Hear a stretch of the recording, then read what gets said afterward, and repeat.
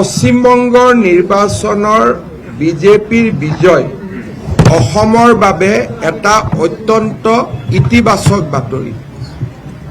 পশ্চিমবংগৰ নিৰ্বাচনৰ সময়তে মই কৈছিলোঁ, ভাৰত বাংলাদেশ সীমান্ত ত্ৰিপুৰা, মিজোৰাম, মেঘালয়া, অসম আৰু পশ্চিমবংগ, ইয়াৰ ভিতৰত সীমা অসমতে আটাইতকৈ কম আৰু ভাৰত আৰু বাংলাদেশৰ সীমা আটাইতকৈ বেছি হ'ল পশ্চিমবংগ।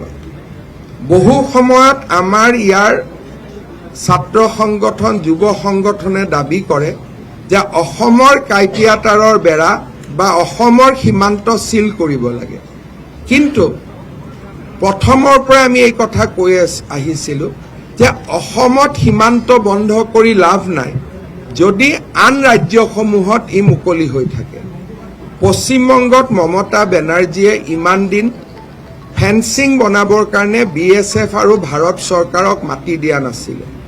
বিজেপিৰ চৰকাৰে ইতিমধ্যে প্ৰতিশ্ৰুতি দিছে যে বিজেপিৰ চৰকাৰৰ প্ৰথম লক্ষ্য হ'ব ভাৰত বাংলাদেশ সীমান্তত ফেন্সিঙৰ কাৰণে BSFক মাতি দিয়া। ইয়াৰ ফলত অসম বা পশ্চিমবংগ বা ভাৰতত বিদেশী নাগৰিক বাংলাদেশী মিয়া সোমোৱা যি এটা ৰাস্তা খোলা আছিলে, সেই ৰাস্তাটো বন্ধ হৈ যাব। দেশৰ সাৰ্বভৌমত্বৰ কাৰণে পশ্চিমবংগত বিজেপি চৰকাৰ অহা অতিকে প্ৰয়োজনীয় আছিল। মই ভাবোঁ যে আজি ৰাষ্ট্ৰৰ বাবে এটা আনন্দৰ দিন।